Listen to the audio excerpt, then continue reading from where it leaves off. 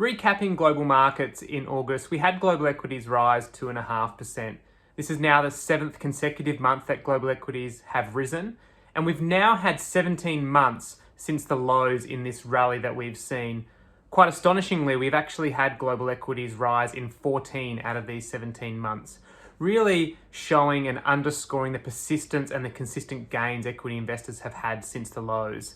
When we think about sectors, we had financials, which was the best performing sector, really being driven not only by some of the earnings results we saw for the second quarter, but also as we saw yields rise. So we saw yields actually increase in terms of the US 10-year Treasury, coming from lows below 1.2% and increasing to around 1.3% over the month. Materials was actually the only negative sector for the month, and that was really driven by some of the very large falls we saw in big commodities such as iron ore. In terms of regions, it was quite even across developed and emerging world. The US did quite well as earnings was very strong. So the second quarter earnings, we actually had earnings rise 87% year over year from the prior quarter. And we had broadly earnings surprise. So the upgrades or the surprise versus prior estimates was 16%. Across emerging markets, it was a little more fragmented. China continued to be weak with some of the slowdown we're seeing there and some of the regulation concern from investors.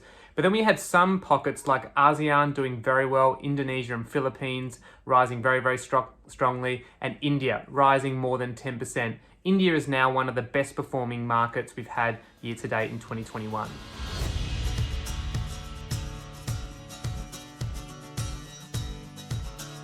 There are really three key themes that investors continue to ponder for markets from here.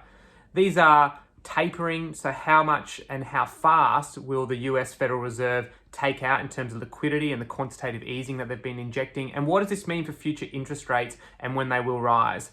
The second one being the virus, very mixed data around how Delta continues to see cases spike, new introductions of restrictions and lockdowns, but also evidence that the vaccine efficacy may wane over time, requiring booster shots. What does this all mean for a global reopening is very unknown to the world and investors alike.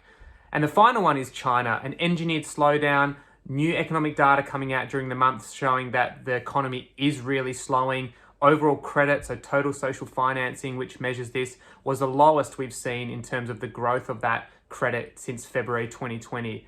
All in all, these are negatives that the investor continues to ponder, and we are left in this interesting situation, a situation where we don't want economic data to be too good because that may actually prompt central banks to raise rates sooner or take liquidity out of the system, something that could be bad for equity markets, but we also don't want it to be too weak at the same time. So this Goldilocks scenario of a not too hot, not too cold scenario is something that investors are really hoping sustains from here.